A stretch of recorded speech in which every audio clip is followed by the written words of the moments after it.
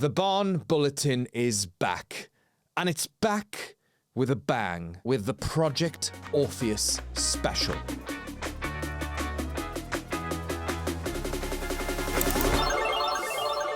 In this app, we are going to be catching up with Project Orpheus leader Stuart Matthew-Price, and he's going to be telling you all about what Project Orpheus is, what it means for the people of Cirencester, what it means for the people of the UK, and he's going to tell you all about one big day that's happening as part of a year's worth of celebrations regarding Project Orpheus on August 25th. Also on the Barn Bulletin, I'm going to be heading up to Chester to meet a puppet maker called Russell Kirk, who is a mad genius, and he's going to be helping us bring Orpheus to life this summer in Cirencester. Project Orpheus.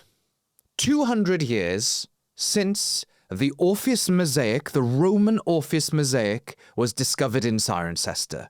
3 incredible organizations, the Barn Theatre, the Corinium Museum, and the New Brewery Arts, all coming together to celebrate the 200th anniversary of the discovery of the Roman Orpheus mosaic. And to kick this first episode of the Barn Bulletin in 2025 off, I have joining me in the studio, Stuart Matthew-Price from Project Orpheus. So Stuart, for those who haven't been to entertainment at Ingleside and seen your wonderful performing skills, or those who haven't been to see you on the West End stage, tell us a little bit about you. Hi guys, I'm Stuart and I work next door at Ingleside, but I'm now here with you guys at the Barn Theatre, which is very exciting. I have spent my entire life caring about theatre, loving musicals. I write musicals, I've produced musicals.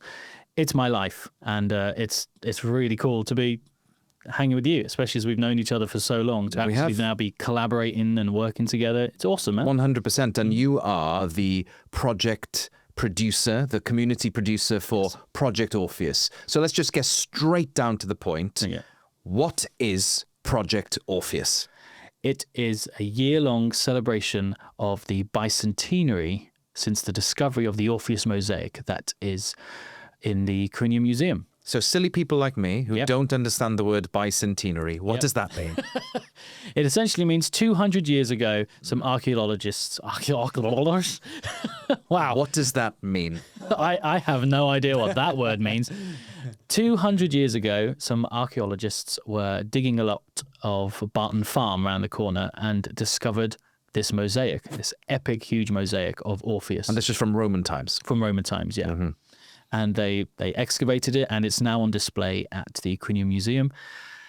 And here we are. We thought this was a perfect opportunity to bring some community staples together.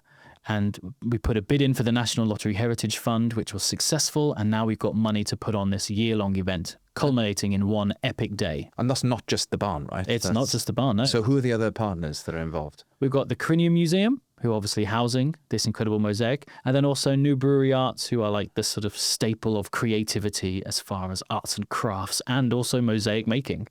So, yeah. Well, I just think it's the perfect project to bring those 3 organizations together. We've got Orpheus depicted in the mosaic itself. Yeah. And Orpheus, as you may know, or maybe you don't know, sort of was the god, or the son of Apollo, right? Who also had this amazing musical talent to bring people and animals together.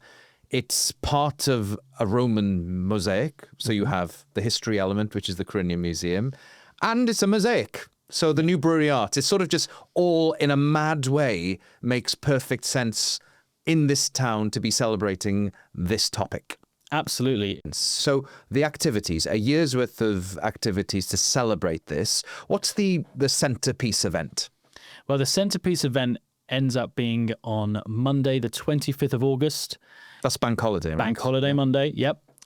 We have the Phoenix Festival happening on the 2 days before, and then we're taking over the site in collaboration with them to essentially create Orpheus Day. And as simple as it is, it actually encapsulates everything that's happening. It is going to be a day of celebrating Orpheus, the mosaic, singing, and above all, our community. But there's 2 major parts to Orpheus Day, right? So we kick off with what I'm told is going to be a Cirencester first, that there's going to be a major cross-community puppetry parade? I think this puppet parade has the potential to be immensely big, with as many different animal puppets, mythical creature puppets, because let's not, when you actually look at the mosaic, it's not just the key animals that we know today, but I think there's a griffin, which suddenly suggests we can stretch a little bit outside of the realm of reality. So I can imagine the streets being lined with a big audience, but really we want the participants to get involved. We want schools to be able to be making puppets, masks, costumes. Is there any, will you and your team get out to the schools and work with some? Oh yeah, we're trying to get out there right now. We've got a couple booked in already, and we're going to keep pushing more. We want the children of our primary schools and maybe some secondary schools, if they wish, to get involved, whether it is making puppets, whether it's singing songs, learning anything to do about this entire project. The more we can have involved, the better. So hundreds of people from all walks of life, all different ages, all come together, led by the big Orpheus puppet, which is being designed for us, right? And being built especially. It is. Yeah, we contacted a gentleman called Russell Kirk. He's an incredible designer and sculptor, and he builds puppets all the time, all day, every day. That's what he does. I tell you what, Stuart. Yeah. I actually went to meet Russell. I went up to Chester. Okay, yeah. And we did a bit of filming with Russell. So we're going to cut to that right now, and you get to see the man yourself.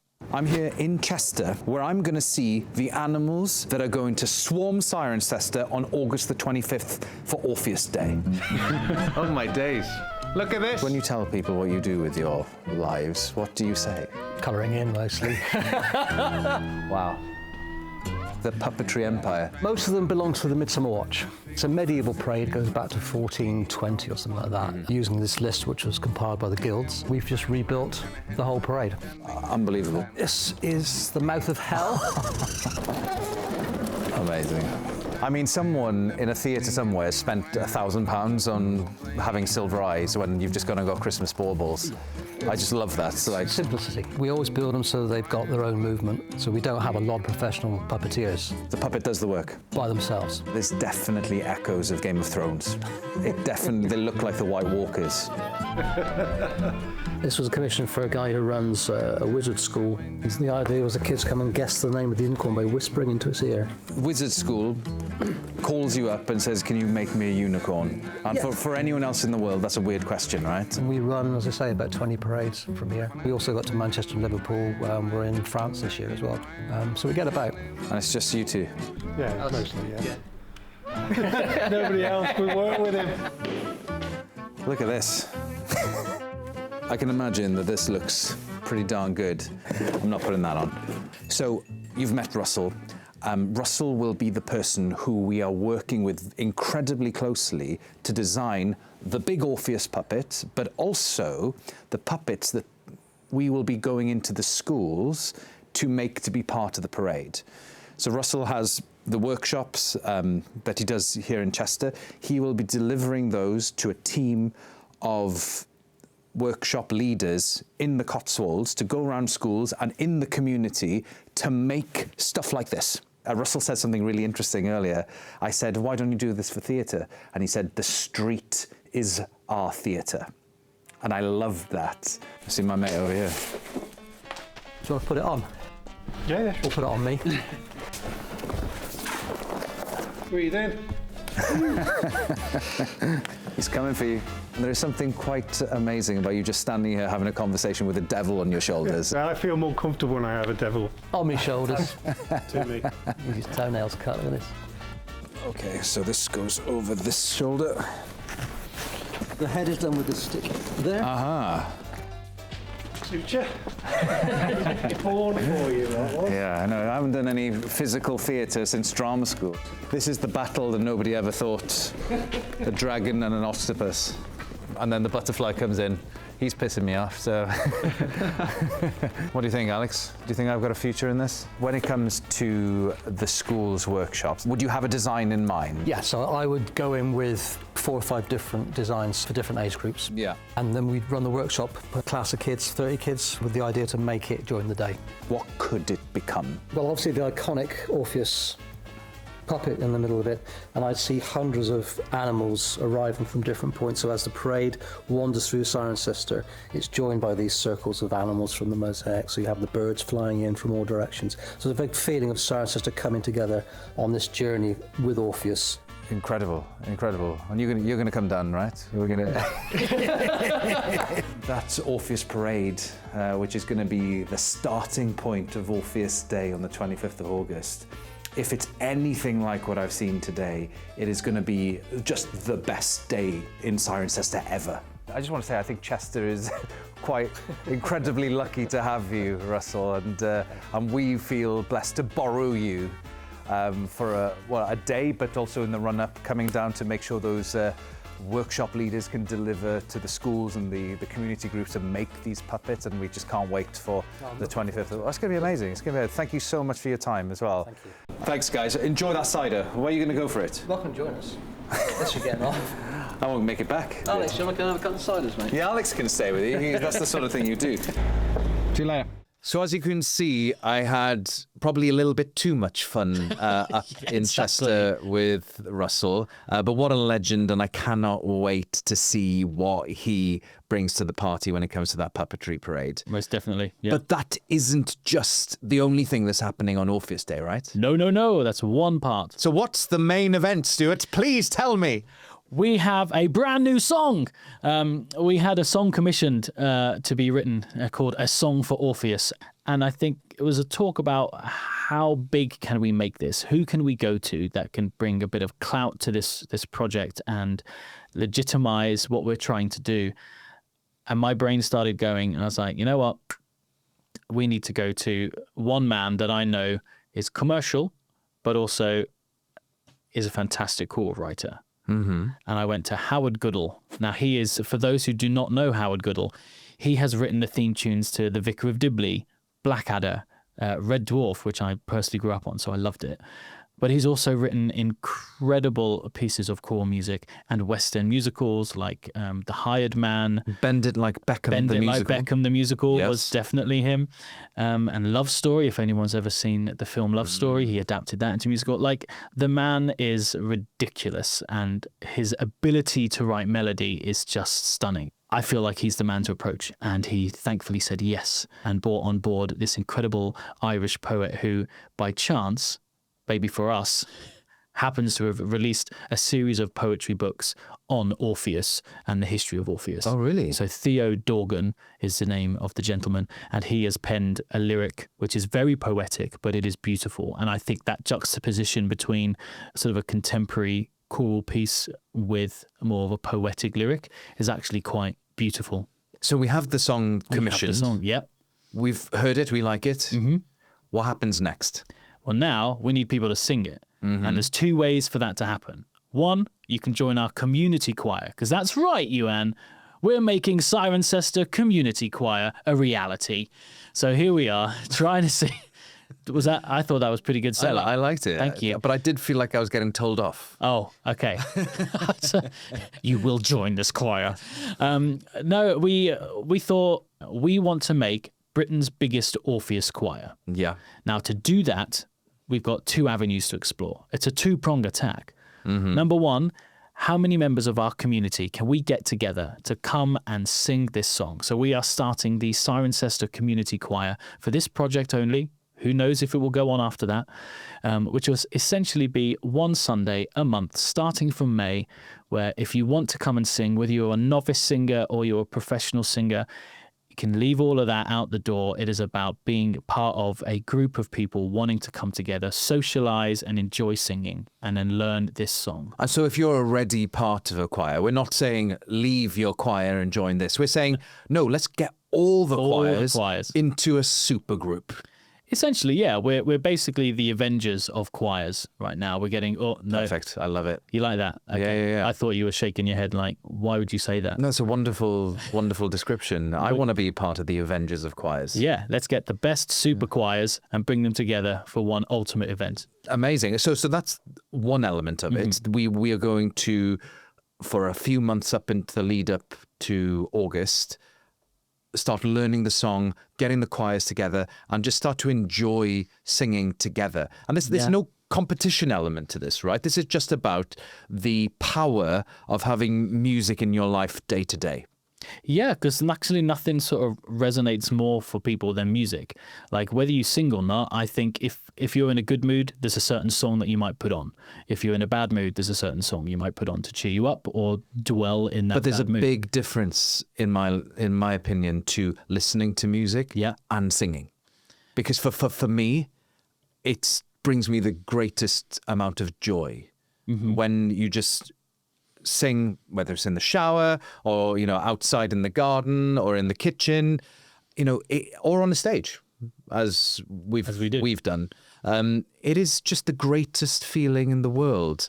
And I don't know whether it's the connection to the breath or whether it's the resonance through the body, but I just know that when I have a sing, I'm always feeling better at the end of it. Yeah. And that's a gift that I just wish others in all walks of life was able to have. And this is the big thing for me with Project Orpheus, which really got me excited, is this song for Orpheus.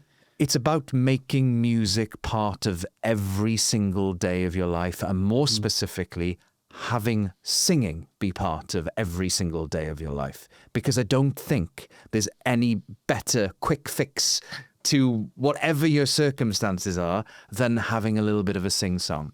It makes everything better. Exactly. But people seem to have this thing about singing that they either can or can't sing. And if you can sing, then you are a singer. Or if you can't, you just shy away from it. But when you go to the football, Stuart, or the rugby, we're all singing. Yeah. When we go to church or whatever it is, and you're a part of the national anthem, we're all singing. So everyone can sing. Yeah. And that is the point. We want to have at least 5,000 people inside the Abbey grounds just allowing themselves to feel connected to other people through song. And it genuinely doesn't matter if you can sing at the top of a game or you just have never sung or opened your voice in that way. I don't know what that was that just came out of my mouth. Sing it, Stu. It really doesn't matter whether you are somebody that sings professionally day in, day out, and that's your job, or whether you are someone that's always been afraid to kind of sing. It is about being there with people and being united as one, just to go, let's do this. Let's feel something together as a community and come together. So that is the second stage of this. We're going to have sort of the community workshops for the Cirencester Orpheus Choir or the community choir in the lead up. But on the 25th of August, the parade will have happened. We all descend on the Abbey grounds, and there hopefully will be 5,000 people there. We'll have the big Phoenix Festival stage that will still be standing. Yeah, very much so. And we are going to have special guests that we can't announce right now. Yep. Big celebrities are going to be there. And we are going to sing as one the song for Orpheus. Exactly.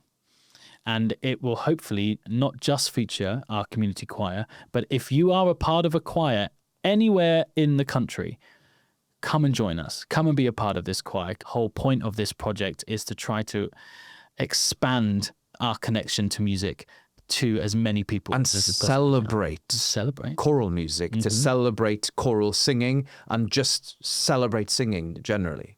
Yes. So this is the official call out to choirs all over the country. You are invited to Cirencester on the 25th of August to be part of the biggest ever Orpheus choir. Yeah. We won't be able to prove it. But it'll look really good on pictures. Yeah, it's fine. Who needs Guinness to tell us that we've got a record? But can you imagine, though, just being in the Abbey grounds? Like, we walk through the Abbey grounds a lot, being here, like, because we live here. Yeah. But if you stand in the Abbey grounds and you imagine that being full and everybody's singing a brand new song that no one would have heard until this day, but 5,000 people just singing this beautiful choral song. I think it's just... The one show are going to be all over it. We hope so. Let's do it. Drone shots. It takes me back to probably what is my proudest moment. You know, obviously there's the Barn Theatre and what we've done over the last 10 years of the Barn Theatre and the 40-odd self-made, built by Barn Productions. But I will never forget the moment in which I was stood in the marketplace outside Cirencester Parish Church on the morning of the 11th of November 2018 for the Human Poppy, which we worked with the Town Council, the CCDT, the Town Council and various organisations, but the Barn instigated the Human Poppy in 2018. Yeah.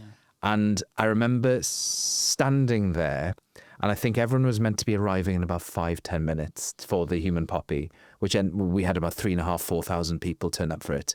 I remember standing there and no one was there yet.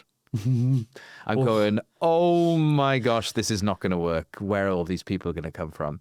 And then fast forward half an hour and 3,500-4,000 people were in that marketplace to create the Human Poppy. I will be stunned if people haven't seen it because it was everywhere. I mean, I wasn't living here at the time, and I remember seeing it all over the TV news. Yeah, it was on all the news coverage, and I think it ended up being the front page of loads of the national papers as well, and not even just coverage in this country. It was covered all over the world. But what was glorious about the Human Poppy is the fact that so many people came together for something that they care about in this town. I'm hoping, or we're hoping, that is going to happen for the Song for Orpheus and Making the Biggest Choir, because there's so much of us in our lives, we're kept isolated, or we're just in little small groups.